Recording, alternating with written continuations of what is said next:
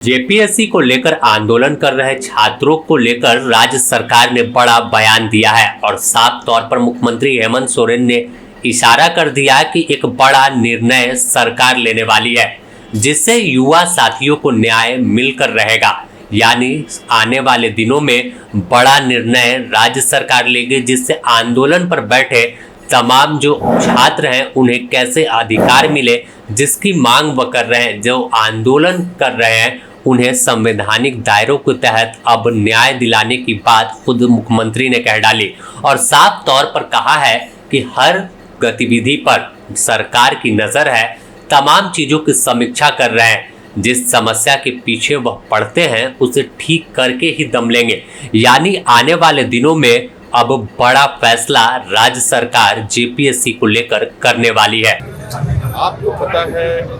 मैंने पहले भी कहा है, सरकार के आँख भी हैं, कान भी है, संवेदनशीलता भी है और हम कितनी गंभीरता के साथ चीज़ों को देख रहे हैं ये तो मैं सीना चीर के तो नहीं दिखा सकता, लेकिन ये जरूर है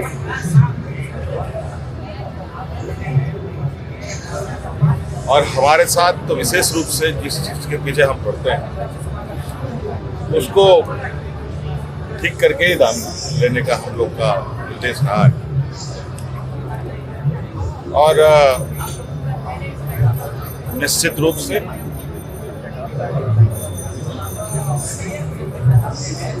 जिस तरीके से रात दल दिन रात एक कर लगी हुई है उसका उत्तर का हमें इंतजार है, उसके निष्कर्ष का हमें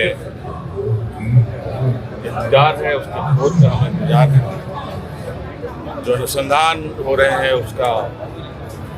इंतजार है और बहुत जल्द छात्रों के बीच में और राज्य के लोगों को इस विषय पर अवगत हम कराएं। सर, कोई कमेटी भी बनाई जा रही है क्या? कोई डेलीगेशन भी मिलेगा क्या सरकार के स्तर से? सरकार से कोई डेलीगेशन जाएगा क्या संवाद के लिए? हर आवश्यकता जो नौजवानों का होगा, जो संवैधानिक और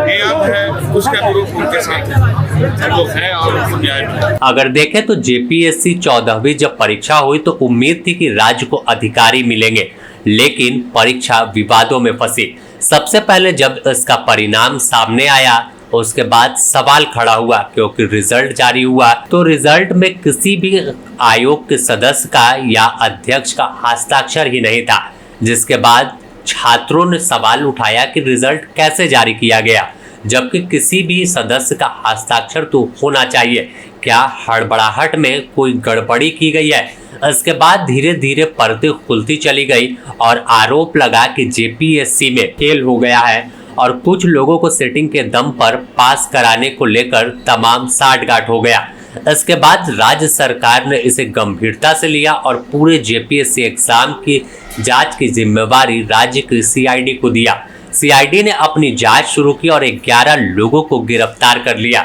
इसमें जिस एजेंसी टीडीपीएल ने परीक्षा कराया था उसके तमाम कई कर्मी गिरफ्तार किए गए, उससे जुड़े तमाम ठिकानों पर रेड हुआ, उनके दफ्तर को सील कर दिया गया और जांच को और आगे बढ़ाते चले गए। ऐसे में अब तक 11 लोगों की गिरफ्तारी हो गई। दूसरे तरफ इस बीच एल खयांगते जो जेपीएससी के अध्यक्ष रहे थे, तत्कालीन अध्यक्ष, उन्होंने इस्तीफा दिया तो इसके बाद उन्हें भी समन भेजकर सीआईडी ने पूछताछ के लिए बुलाया और लगातार 4 दिनों से सीआईडी दफ्तर में पूछताछ चल रही है। और दूसरी तरफ अगर देखें तो इस पूरे परीक्षा को रद्द कर एक ऐसी व्यवस्था बनाने की मांग छात्र कर रहे हैं जहां पर परीक्षा में कोई गड़बड़ी ना हो और छात्रों के साथ कोई खिलवाड़ ना हो। तो इसे लेकर रांची के जयपाल सिंह मुंडा स्टेडियम में पिछले 11 दिन से छात्र धरने पर बैठे हैं और लोकतांत्रिक तरीके से राज्य सरकार से अपनी मांग मनवा रहे हैं कि आप इस सिस्टम को सुधारिए, इस परीक्षा में गड़बड़ी करने वालों पर शिकंजा कसिए